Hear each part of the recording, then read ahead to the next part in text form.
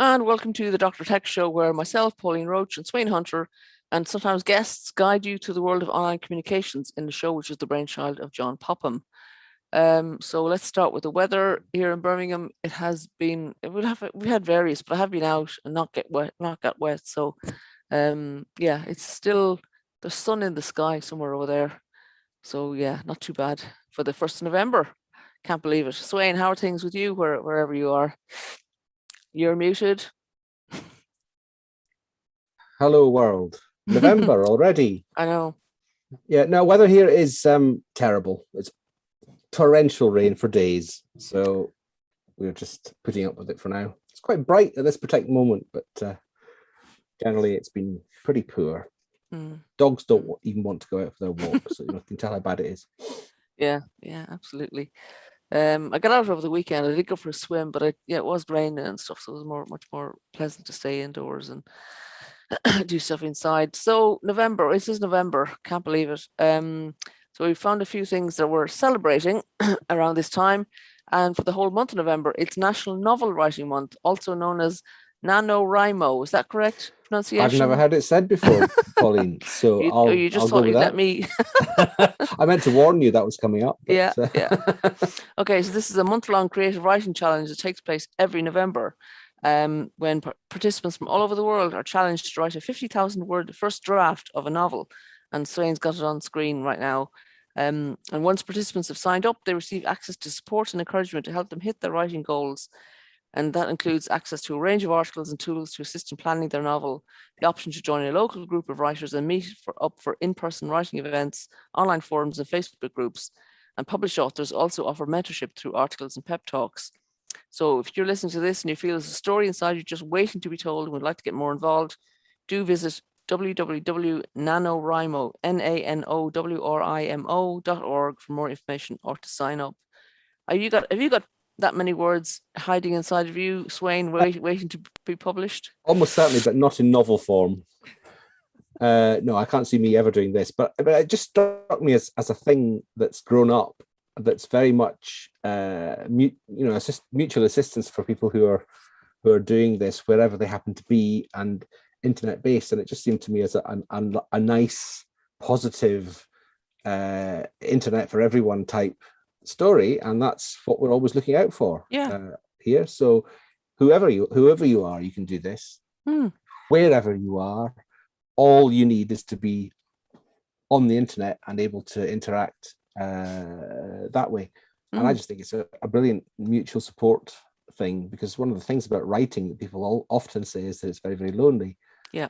And if you're able to connect up with others who are doing the same sort of things for you, and particularly for people who never quite get around to it, I think the idea of trying to focus on a month to get 50,000 words done, I think it's a brilliant idea. I'm never going to do it, don't get me wrong. But if I know 2 or 3 people who have actually done it through November in years gone by, and they seem to have found it useful. And even if at the end of it your 50,000 words don't really make a novel, then at least you've been through the creative process, and you've got something to use. Because I actually have a friend, someone in a WhatsApp group that I'm part of, is actually looking for other people who are published authors, but I think this might appeal to her as well, to get together with, because it's a lonely kind of thing, writing a book. And I think most novelists I know, most authors I know, are quite happy to work with other people, having a look at what other people have done, and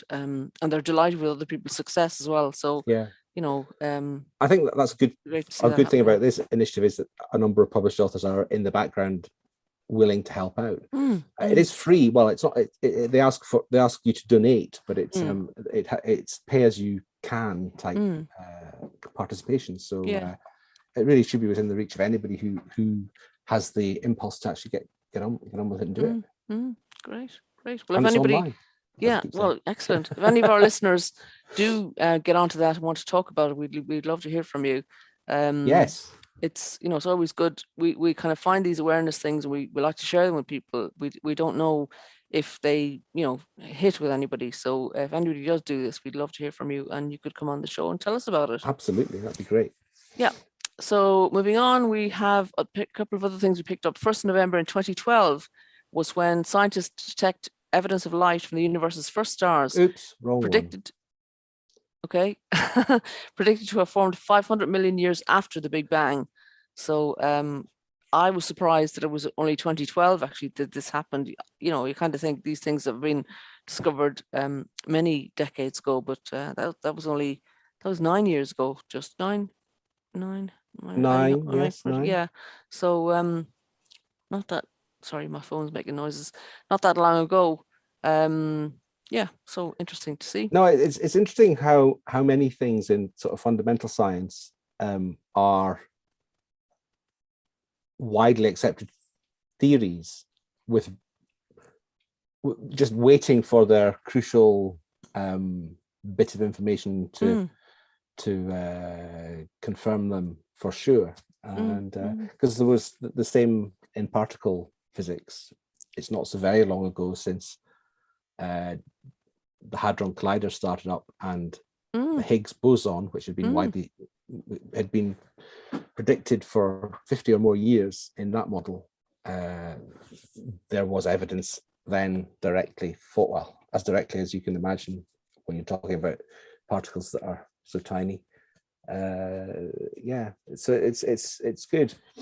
I mean, it's interesting what counts as a scientific theory at that very fundamental level and what doesn't, because quite often it's hard to collect evidence directly about them. But that was a big deal. And I seem to remember Professor Hawkins of Cambridge being very excited at that time. I can imagine, yeah. Is this the kind of thing that gets covered in the Orkney Science Festival? Do they? Oh, very much so. Things like this? Yeah. Very much so, both in terms of the discoveries themselves and also the lives of people who became famous for discovering them or working on certain areas. Yes, very much so. As well as all the folklore and the music and the good fun, there is really, honestly, hard science involved as well. Yeah. No, I talked about it before. You know, just looking on the website, you can see that it does make science very exciting, I have to say, and makes you want to be involved in the festival and know more about science as well, which is the great thing about being online, isn't it? You can have so many different perspectives. It opens up so many avenues for collaboration and for promotion. Yeah, absolutely. Good. Okay, and then the 2nd of November is International Day to End Impunity for Crimes Against Journalists, and this is one from the UN, and we are both very keen to kind of see this, and because we work in the media, obviously with our little bit here on YouTube, and also myself as a freelance journalist.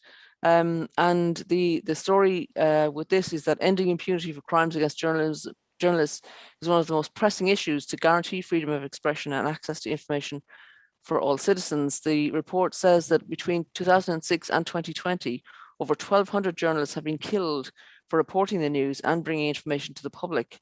In 9 out of 10 cases, the killers go unpunished, according to the UNESCO Observatory of Killed Journalists. Impunity leads to more killings and is often a symptom of worsening conflict and the breakdown of law and judicial systems. While killings are the most extreme form of media censorship, journalists are also subjected to countless threats, ranging from kidnapping, torture, and other physical attacks to harassment, particularly in the digital sphere, which is where we are. Threats of violence and attacks against journalists in particular create a climate of fear for media professionals, impeding the free circulation of information, opinions, and ideas for all citizens. And the website goes on to point out that women journalists are particularly impacted by threats and attacks, notably by those made online.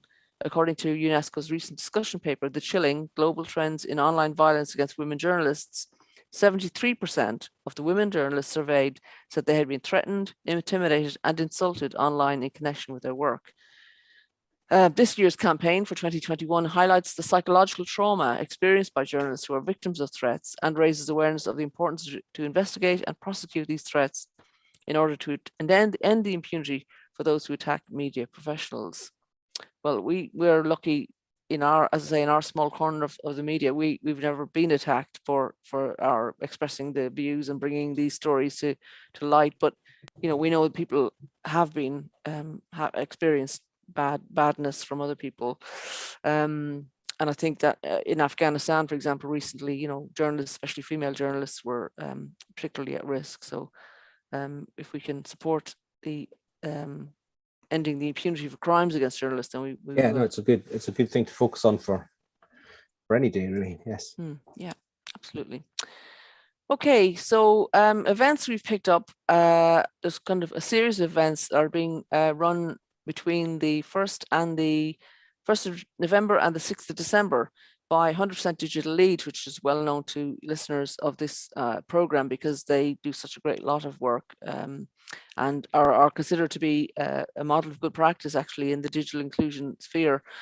So they're offering these sessions, skills for supporting digital inclusion, as I say, over the next couple of weeks, 6 weeks, they say, and it's free. A 6-week course for anyone wanting to develop their digital skills and confidence so they can better engage and support others with digital. So it's aimed at volunteers or people working in digital inclusion projects up and down the country. I did tweet them to ask if it was, because it's coming from Leeds, is it for people from Leeds? And they said, no, it's for anybody. So it's online and it's available to anybody. And they're doing the same session twice a day. So today, the session on frauds and scams, which is the first one, was offered from 11 till 12 and is on actually now 2 to 3 p.m.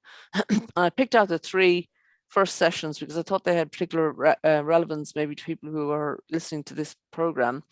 So the first one today, as I say, is on frauds and scams. And they say, find out more about online scams and how to keep yourself and others safe. And the session will include identifying fraudsters, common tactics, and understanding how you can help people protect themselves from scams relating to things like online shopping, email hacks, pension scams, and financial scams. And on Twitter today, they tweeted about the psychology behind scam, act now, don't think techniques. And there are 4 things that they list. And the first one is greed. You know, you've won the lottery, they say, you know, so they're trying to get people to act quickly. Urgency, do this quickly or else. And the or else tends to be something not very nice. Curiosity, click here to find out. And people, unfortunately, they call it clickbait. They do.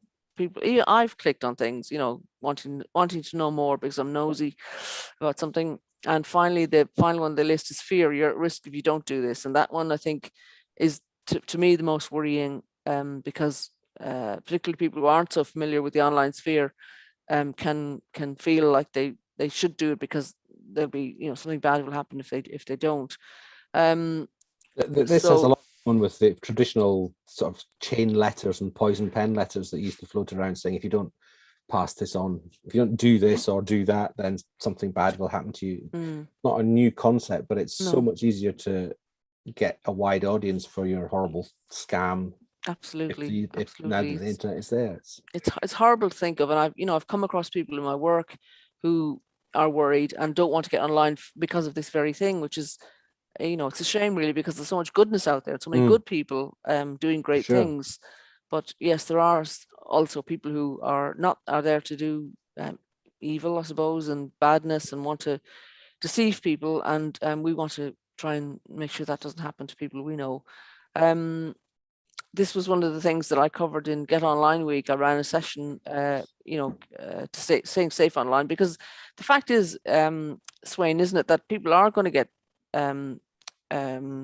deceived in some way. You know, something dangerous, or not dangerous maybe, but something negative is probably going to happen to the online, and it's about having tactics to be able to cope with that. It's equally important to avoiding it, isn't it? Don't you think? It really is. As our guest Simon Finch said, was it last week or 2 weeks ago? It's going to happen, but the key thing is to know as much as you can about how these things come at you, and also how to recover from them if you do go down the first couple of steps of a scam, which we've all done. I've done it, you've done it, Simon himself said he had done it. Everyone has done it, and it's just a question of building up resilience against the threat, against the hazard, against the risk, and also building up resilience about what happens if you do actually get caught out momentarily. Yeah, so definitely recommend, if you can look back on that episode with Simon Finch in our YouTube page if you want. If you please do, or visit his website, Simfin UK. Yeah, carries a lot of information all the time about that. And I'm really pleased actually that this first session is on frauds and scams, because you know, you want people to go out go online, not necessarily wearing a suit of armor, but certainly with the skeptical head on, that not everything you read on the internet is correct. That's why we have, programs like this where we are bringing you what we have checked out a bit more and kind of hopefully is the truth, or at least a version of the truth that isn't fraudulent. We're not trying to scam anybody. And so it's good to have that awareness, I mean, we have to admit it might well happen to us. We might well happen to feature a thing that just gets past our antennae for scams and problems. And it's about just a healthy skepticism about everything that you see, although eventually, recognized sources like governments, I suppose, in most cases anyway, or well-known media groups, or the BBC, or certain more sensible newspapers, or organizations that to be trustworthy. It's always important to find where the information is being promoted from and why. And if you've got doubts in either of those questions, then be very skeptical. Yeah. Anyway, that's enough of that, probably. No, that's fine. I think we will come back to that again, I'm sure. The next two sessions in this series are on digital basics and platforms. So the digital basics one is on the 8th of November, again from 11 o'clock in the morning and 2 o'clock in the afternoon. And this is how, as a volunteer or as a worker, you can find out how to help someone set up their device in a way that makes it easiest for them to use and get them started with the essentials, like searching the internet and using email. And I think that's a really good thing as well, because people use a pejorative term to Google, and I try to encourage them to say search online, because there are other search engines obviously available who and some of the other search engines don't track you and your usage of the internet in the same way as Google does. I mean, Google's it's a commercial entity. It's doing that so we can sell information to people who want to sell you stuff. I think most people are aware of that now, but there are others who don't do that, and so we can talk about them at some other stage as well. But hopefully in this session, people are being shown how to use the internet and using email in a way that's safe and again skeptically, sort of with awareness of what kind of the not so good people out there are trying to do. So it says find out what to consider when setting up organizational devices to make them as user-friendly and accessible as possible, and how to make the best use of them across your service. So it's not just for the individual, it's for organizations who are helping people get online as well. So I think that there's lots of interesting and useful advice going to come out of that one. I might sign up for that one myself, because yes, you love the can focus learn stuff.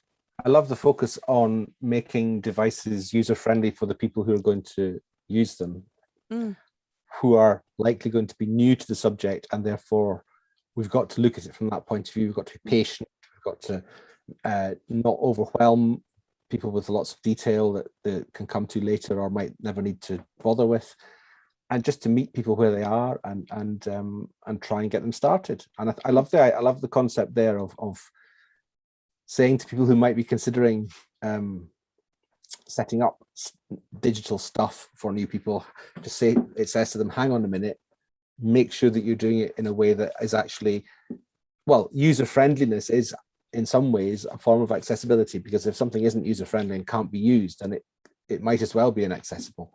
So it's great to see the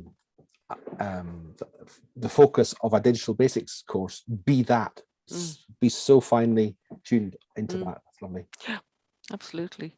And I like the fact that it looks like it's going to be it's tailored at the individual, that each of us have different needs, and we want different things on our homepage and stuff. So I mean, it's when I helped my mom, when she was changing over from her previous phone to a smartphone, I made a list of the apps that she uses most often, and I made sure they were on her home screen, so that when she came to use it, it was ready for her to use in her own way straight away. I think it's important for people who are new to going online to have the confidence to say, hang on a minute, either I don't understand that, this is all not making sense, or okay, you're telling me how to do all these things. I don't want to do any of that yet today. I want to do this, and to focus and to be confident enough to hope, and hopefully if anyone is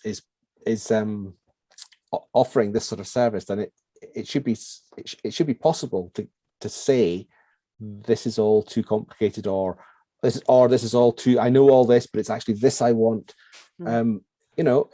I think that one of the first things, along with staying safe, is confidence to say what it is that you need.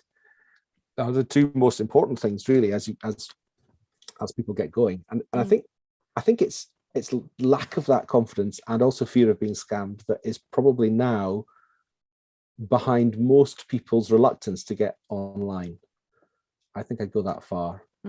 I don't think there's many people these days who don't see any use for it. I can't believe that there will be some, but I think that the biggest barriers now to people getting online who are not yet online are fear of being scammed and lack of confidence to interact with somebody they might see as an expert in order to get out of it what they actually need, rather than what's being given to them in some generic course. I've heard of a group in my area, one of the constituencies that are pretty adamant that they don't want to come online, and that's fine if that's what they want, but I'd like to know that everybody's making an informed choice about this. And so I'm hoping to speak to them a bit more and hear why they're so adamant about it, and it's likely that there'll be some tale of woe behind it, or just that there'll be things they haven't considered, maybe. So I'd like to give them that chance. There's a dimension of this as well that affects groups, whether it's community groups or otherwise. They can be at risk as well, depending on how savvy they are in interacting, because there's all sorts of wizard guru type internet people who will come along and say your organization could do so much better if you use this platform or that platform or the next platform. And so it's not just individuals, it's groups as well, whether they're community groups or common interest groups or sports groups or whatever. It's quite easy to get sort of drawn in too quickly to a salesperson's idea of how your digital image should be.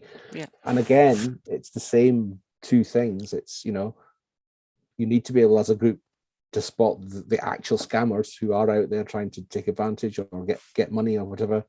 And you also need to have the confidence to be the kind of the intelligent customer, as they used to call it. I think that's an unfortunate term because it suggests that other customers aren't intelligent. So that's going to. But to have the confidence to say no, we don't want this enormous customer services platform CRM system. We just want to be able to put our newsletter out on a website.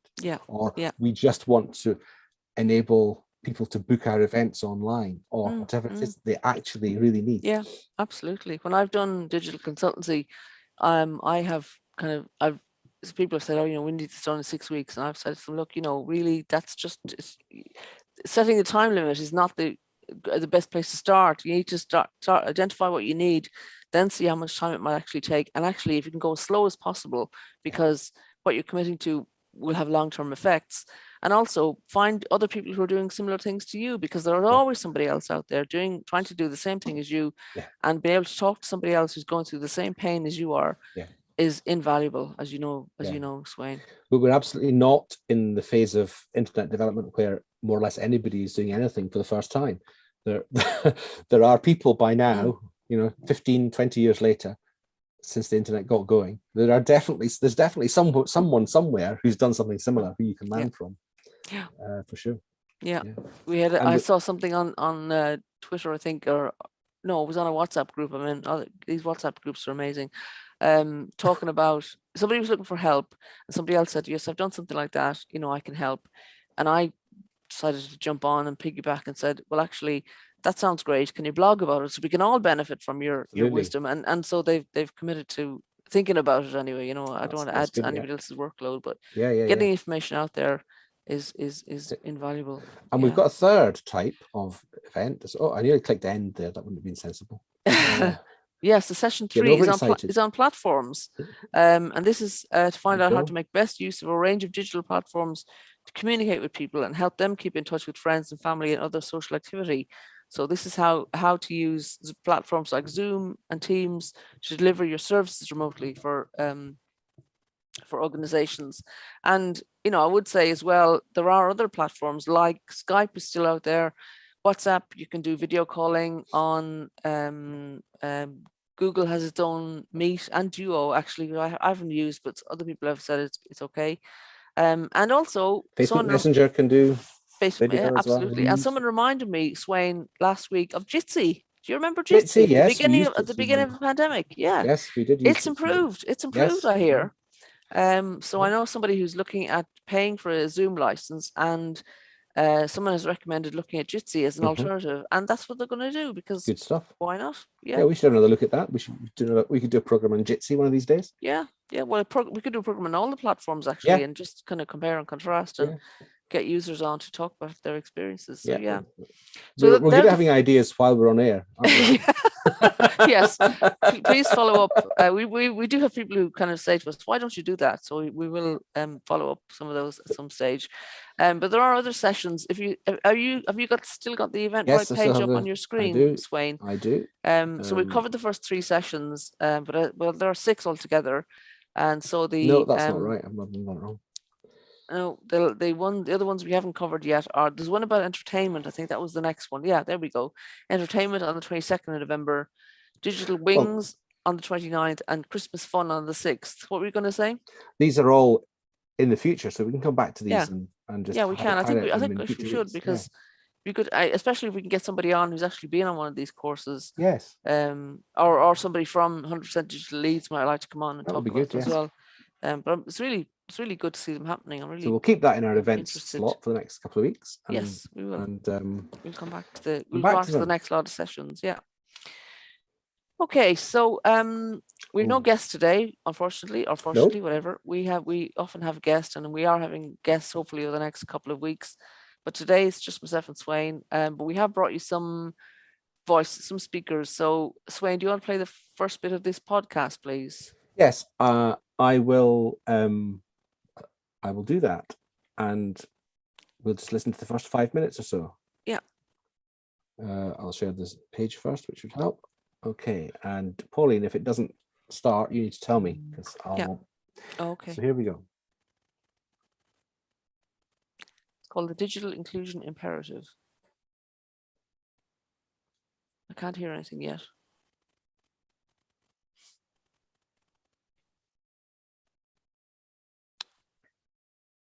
The blurb says tech and other sectors. Yeah. Okay. This past year has created. Let's start again. Okay. Welcome to the Element Podcast from HPE. I'm your host, Peggy Smedley. This season, we're looking at the imperatives within the digital transformation of the supply chain, fintech, and other sectors. This past year has created significant business opportunities, but the pandemic has also revealed the challenges of digital inclusion. That's the focus of today's episode. How do we facilitate equal access to the technology? And how do we ensure adoption and digital literacy so that everyone has a chance to benefit? Business can and should play a leading role, but how can it be most effective? Joining me today are Angela Seifer, the Executive Director of National Digital Inclusion Alliance, and Antonio Neri, the CEO of HPE. Angela and Antonio, welcome to the show. Well, thanks for having me today. It's great to be here. Thank you, Peggy. Antonio, you've talked a lot about how this past year has forced the world to become digital first, practically overnight. So I'm curious if you think the pandemic also exposed issues of equality in regards to digital access and inclusion. What's your sense? Obviously, we are living in difficult times where both the businesses and the society as a whole have been impacted. And I believe digital transformation now is at the forefront of everything we do, because ultimately we live in a digital economy. And when I think about that, the impact of the pandemic has had permanent lasting changes. And one of them is the fact that we're going to work and live very different than we knew pre-pandemic. And the first step in that digital transformation is actually connectivity. If you are not connected today, you're not participating in this new world. And everything around us now is all about creating insights from the data. And that's where, we cannot afford a digital divide. And that's one of my biggest concerns, that as we move into this digital world powered by the digital economy, we got to think about connectivity and data in very different terms than we used to in the past. And think about those are two aspects with equity in mind, and then ultimately make sure everybody participates into it. And that's why I believe connectivity is going to become an essential service, nothing different than water and electricity going forward. Right. The world has become infinitely more digital than, say, in the mid-1990s, when we first talked about digital divide. So connectivity and the lack of it means something else now. What do you think connectivity encompasses then today? We live now in a much more distributed world than ever before. Think about the use cases we live every single day: healthcare, telemedicine, autonomous transportation, entertainment, education, remote learning. If you don't have connectivity with the right bandwidth, you're not going to have a good experience. And today is all about providing new experiences to all our customers, and then obviously the society as entirely. And so that's why when I think about connectivity, it has to be ubiquitous, it has to be secure and accessible to all. When I think about data, because everything in our life now computes, generates data, we are generating data at a pace we have never seen before. And that data has a lot of value. I have to say, we are awash by data, but we lack of connectivity and insights. And this is where, as I think about the future of how we operate, there is a tremendous opportunity to use these new assets to address some of the biggest societal problems that we never imagined we could solve, whether it's finding a cure for a disease or finding a vaccine for the pandemic. It's remarkable that has taken only 9 months to find a vaccine for the COVID pandemic. And that's because now we have computational capabilities we never imagined before.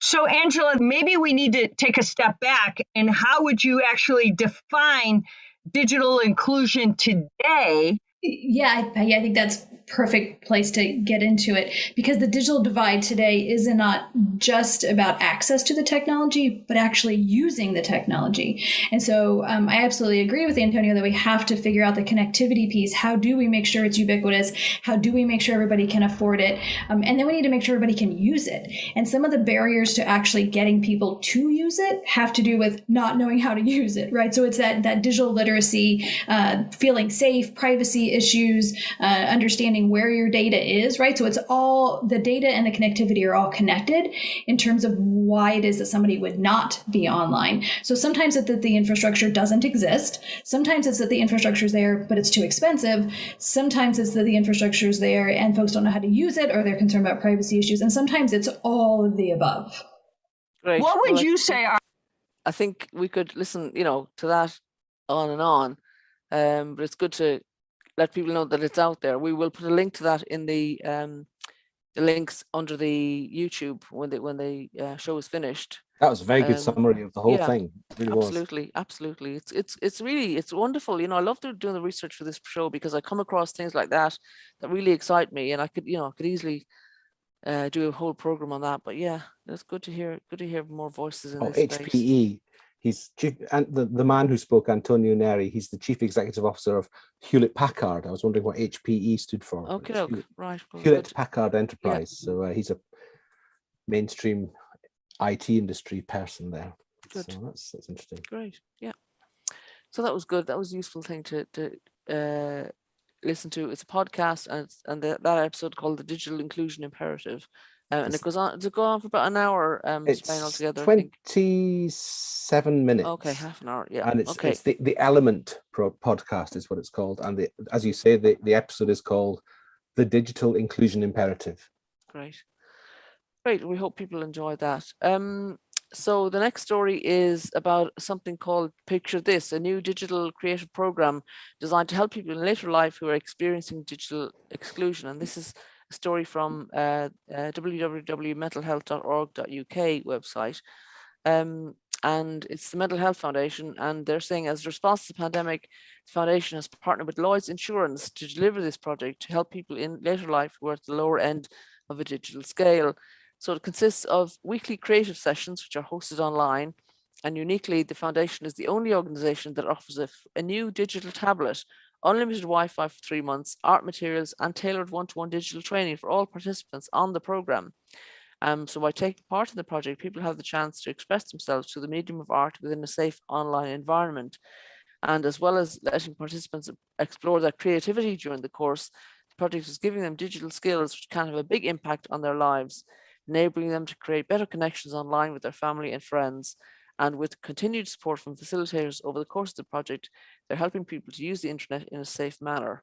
That sounded like a really fun way of using the internet, because a lot of the times when we're talking about getting online, we're talking about boring things like paying bills and banking, and not the fun side. And there is so much fun. So it sounded like a really interesting project. And again, it'd be great to have somebody from that project or who's on it come and talk to us about it. I might see if we can get somebody from there.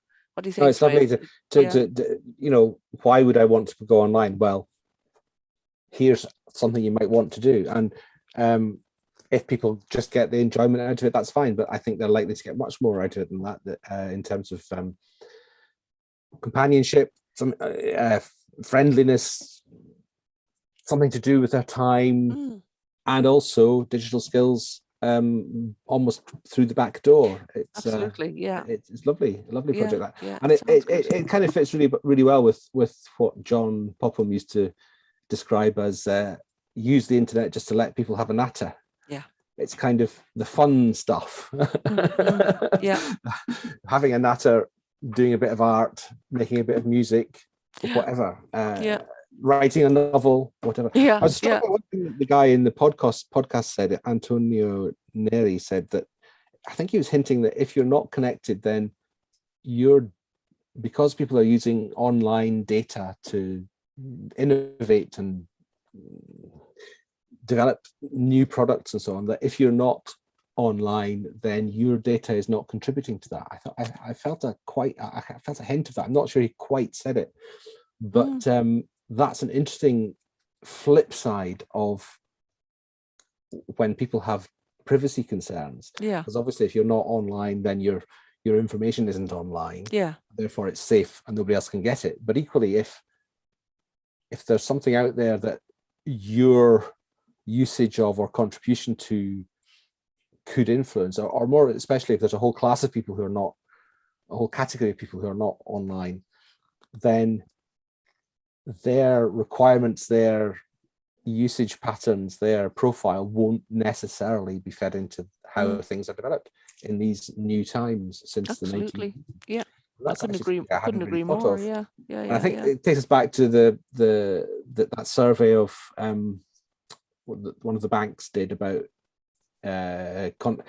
digital inclusion of their customers. The sample was of that bank's customers. It wasn't a completely scientifically representative random selection. So that was an interesting one.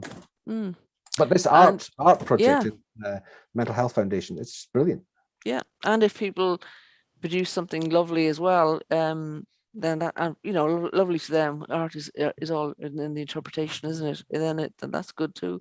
There's a lovely quote here from Edward, who one of the users. I'm an IT person. I call everybody users. I'm sorry. One of the people in the project, who's 65, and he said, "I spoke with family on the device, and it was as though they were in the room. It was incredible.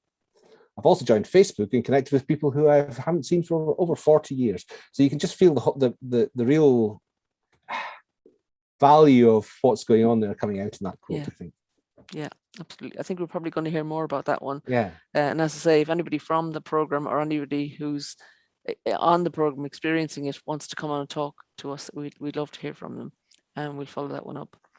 And the next story is also from the Mental Health Foundation about tackling digital exclusion in older people, a more generic story, really.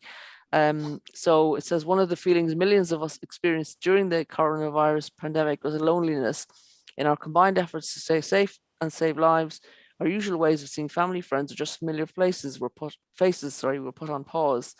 Many of us turned to digital means of communication to connect with the people in our lives, whether that was arranging a virtual movie night with a friend, a quiz night with family, or simply a phone call with a work colleague.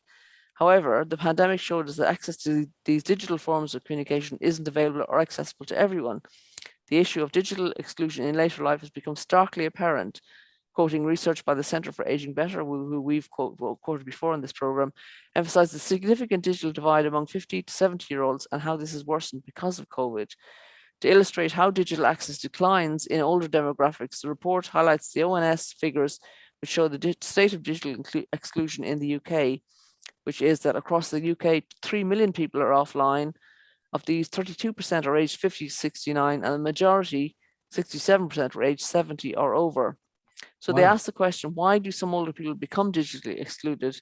The inequalities in society mean that those with the most wealth have far more economic resources, social support, and knowledge to be digitally included, because it isn't just one thing. It isn't just having a device. It isn't just having the connectivity. It's being able to put all that together and having the skills to be able to be and stay online.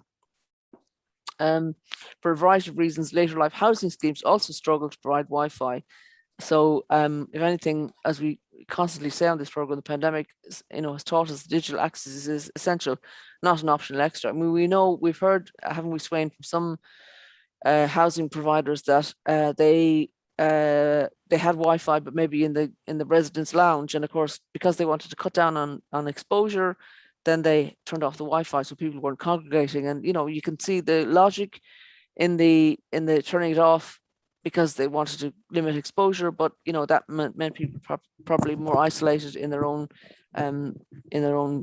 part of that complex. And really, it would have been great if they could have thought of a router for everybody, or a better solution. Anyway. Yes, yeah.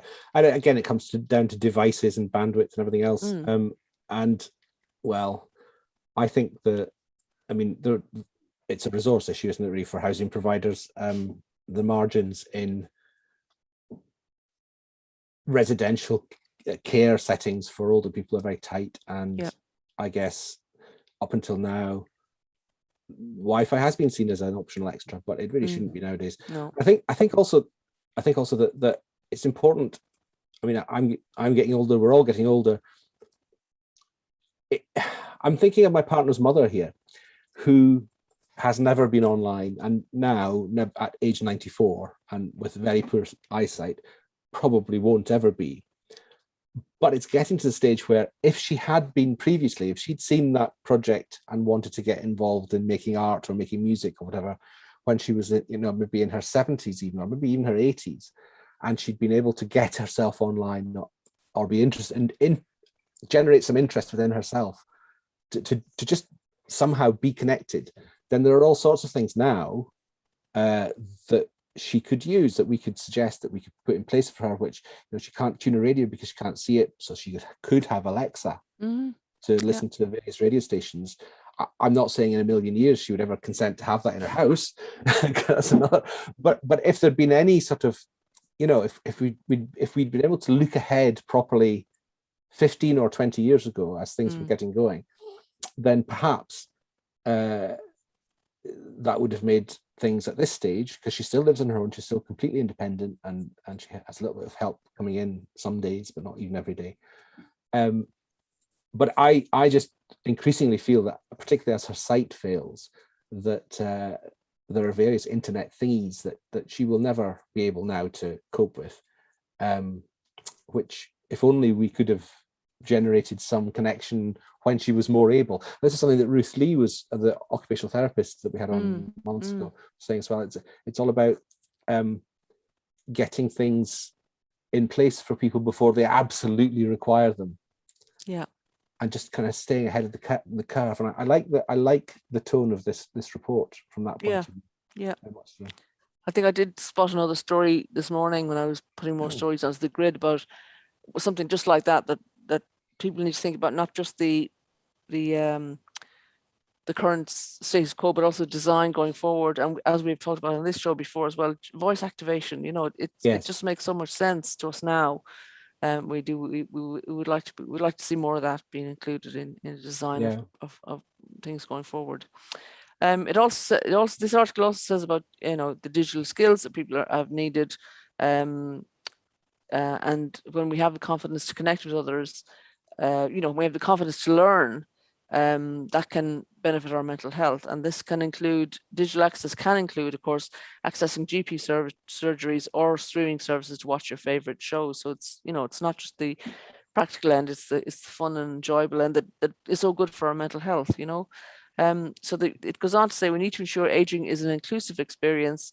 As you've just said, we're an aging society, and growing need for more projects which offer well-resourced digital inclusion packages with tailor-made training and support. And it's by 2050, apparently, 1 in 4 people will be aged 65 and over.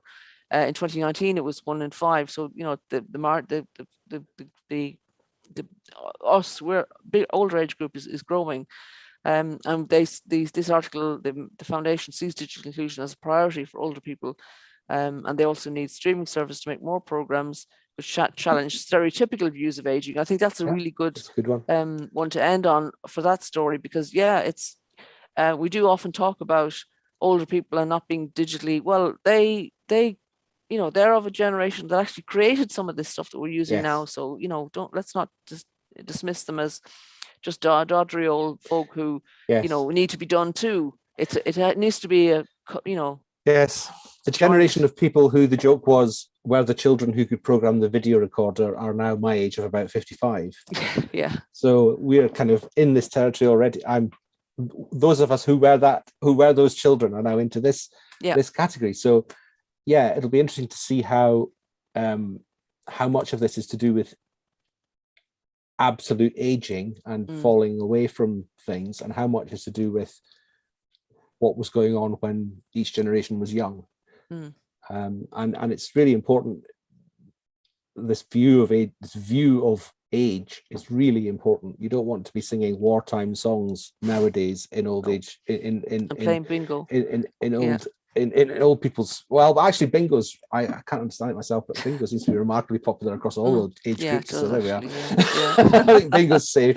But not wartime songs. You don't want wartime songs. You want I don't know, punks, Clash or punk. These are punks. Or these people. It's scarily it's moving out of the 60s into the 70s. The music we now want, isn't it? Right? Absolutely. So the next story is one we picked up from Ireland, ageaction.ie, which is actually an organization that supports my mum. She's gone to sessions they've run from time to time in her local village, so it's really nice to be talking about them. And the story is called Digital Inclusion and an Aging Population, Ensuring Equality and Rights for All of Us as We Age. So we're getting into a theme this program. And according to this story, I think it's probably just talking about people who live in Ireland, in the Republic of Ireland. And their numbers are that 275,000 people over the age of 65 are not using the internet for a variety of reasons, and hundreds of thousands of others are counted as online but lack the basic skills required to enable them to make meaningful use of the internet, to access publicly funded services or be safe from criminality online. And the European Union, they say, has recognized multiple barriers to digital exclusion. For some people, the digital world is not yet fully accessible. For others, it is not affordable, and others were not taught the skills to participate fully.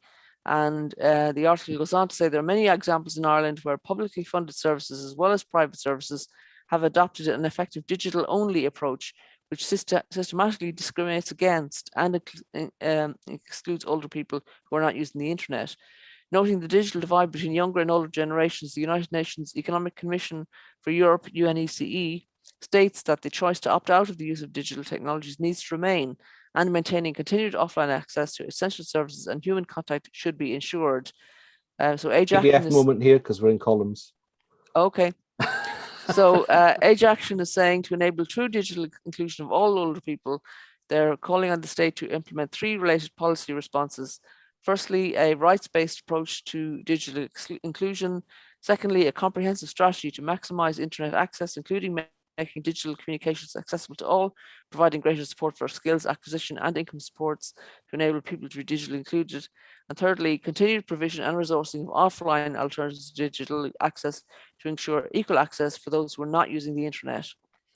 So that's the story from Ireland, echoing stories from the UK and elsewhere in the world. We can't, just because people aren't online, they shouldn't be punished for not being online. They need to have equal access. So we need to remember that when we're designing services. I think this is such an important point. I mean, in the first enthusiasm for organizations putting their services online, it was all about how much cheaper it was to satisfy a user requirement by an online transaction compared to a transaction over the phone or a transaction by physical printing and posting. And I think at the beginning, this point was kind of lost. But it's good to see that almost all reports that are now currently looking at digital inclusion do put this front and center and say it'll never be 100%. Therefore, if you're some service that is being provided to everyone, where someone has a right to it or where you want to be covering the whole population, then you need to remember those who are not online. And that's not a way of getting them online. It's just that there will always be some people who aren't online, and you therefore have to serve in a different way. The online offering that you have can probably make it easier to serve those people, but you have to remember that it's a different thing. Yeah, absolutely. Good. So the next story is from back to the UK, and it's ageuk.org.uk, and they're talking about step-by-step guides to help people make sense of it. And it's from an organization that kind of supports older people, but I think it's for anybody really who is new to the internet and wants to make the most of it. So they've got a list of step-by-step guides from keeping in touch with friends and family to doing your shopping and banking. They say their tips will help you feel confident and stay safe online. And the information is to help people who are already online who want to boost their confidence. And they list different sections: online essentials, keeping in touch, and managing your money were three of the ones that I picked out. Are they what you've got on? Yeah. So on screen now, Sweyn has more a section, one there called WhatsApp. I think WhatsApp has been very good for encouraging people to, it's very immediately available. It seems instinctive for people to be able to use it. So I do use it a lot, and with groups, and in the family groups, and I've lost count of the number of WhatsApp groups I'm in, but I do usually suggest, if I'm joining a new group, can we have a WhatsApp group? It makes it much easier to contact people straight away. But obviously we still want to keep people safe, so we would encourage people to make themselves aware of staying safe online as well. Okay, now the next story was a bit worrying. We came across this on Twitter, where apparently anti-vaxxers were sending hoax emails to schools purporting to be from NHS England media. So I think Sweyn's got it on screen at the moment. Anti-vaxxers were asking people in schools to distribute this so-called consent checklist to all parents. And the person, Andy Byers, who's the tweeter, Fram head teacher is his Twitter handle, says, if you don't want your children to have a vaccine, you don't have to have it. The rest has got nothing to do with you. So, I think if you read the checklist, you'd probably quickly think, well, they don't need to know those things. So, they just sound a bit dodgy. But again, it's part of this being skeptical. Just because something looks genuine doesn't mean that it is genuine. So, it's good to let people know that we're onto them, in some way. Yes, indeed. Yeah.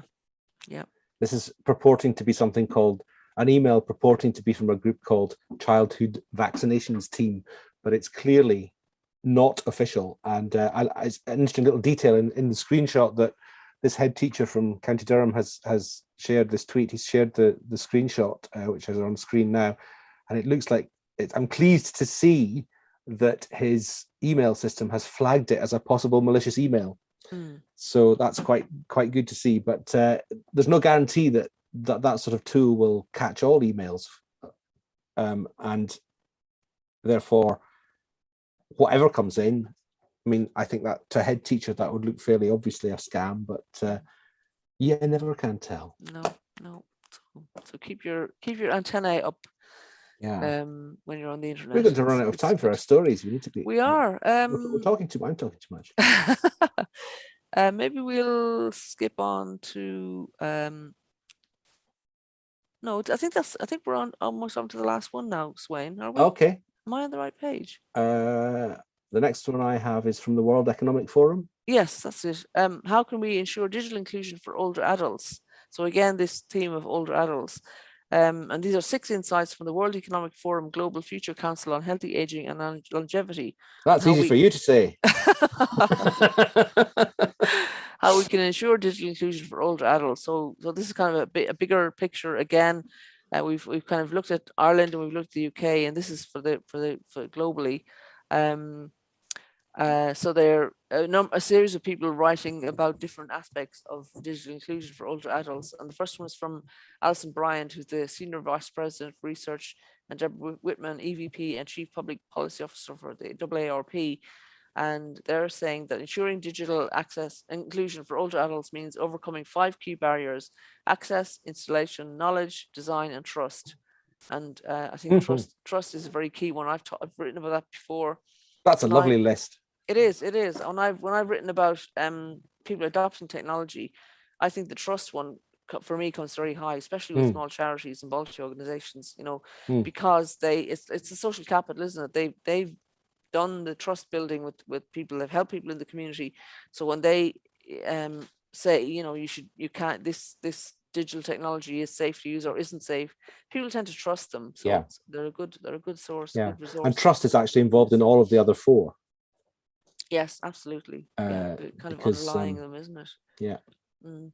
So they're saying that providing high-speed, low-cost internet and devices, along with installation and support, is foundational for addressing connectiveness, and consumers need digital literacy programs and updated information on relevant technology. So it's like a snapshot of the kind of things that we need to do.